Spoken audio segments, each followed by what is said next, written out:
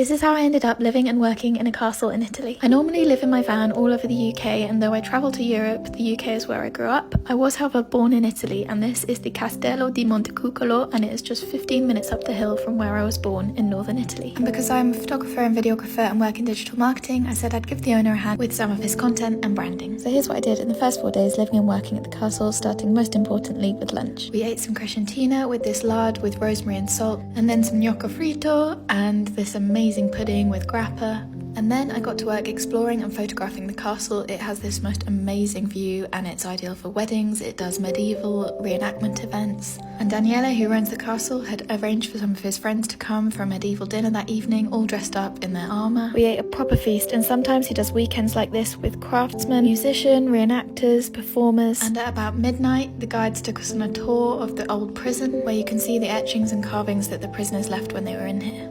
Then breakfast with a view, and this was my office for the morning, and I was focusing on completely rebranding the Instagram this day, which meant taking loads of photo content that can be used for graphics and stills and carousels, and I got to enjoy a lot of the castle myself as well. I wanted to make sure I had lots of footage to showcase all the things that visitors could come and do when they stayed at the castle in the surrounding areas. And so Alessio and Roberto, the castle guides, took us to some amazing spots that were all really close to the castle. This beautiful river with an amazing bridge. The water was so nice to swim in, and these spots were all nicely hidden away, so they're so beautifully quiet. Then while I was editing back at the castle, I got to munch on some amazing parmesan with 2 types of balsamic vinegar, which is made locally in Modena. A bit like champagne, balsamic vinegar is protected and specific to Modena, which is just a few kilometres from the castle. And we did some filming and tasting of their cocktails. The lavender and the herbs infused in the cocktails are grown on the land, and the pasta is made fresh on site. And then I got to go and see the first sunset from the castle, and it's stunning. You can see Monte Cimone, where you can ski in the winter. This lizard was enjoying the sun though,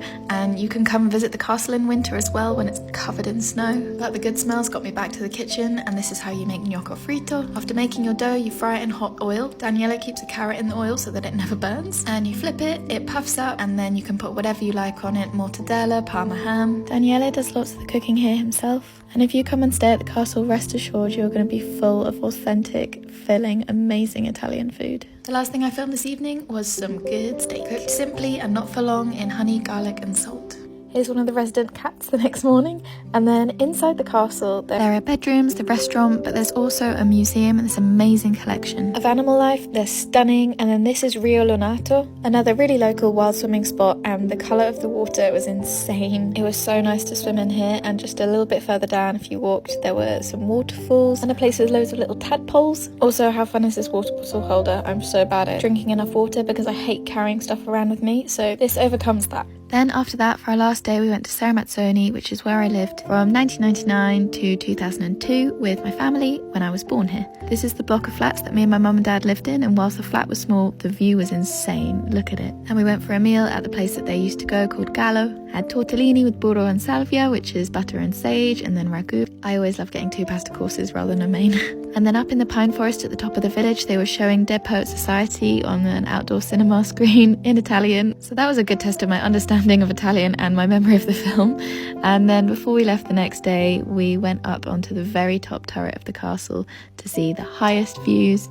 I also completely messed up earlier. That wasn't our last day. This was our last day. We had a drive around, visited some old friends. I wrapped up the work I was doing for Daniele at the castle and enjoyed the last sunset, and it just doesn't get any less special each time.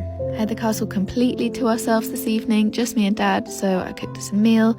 Rosemary, truffle, batter, strozzapreti pasta, and a little lambrusco left over from the night before.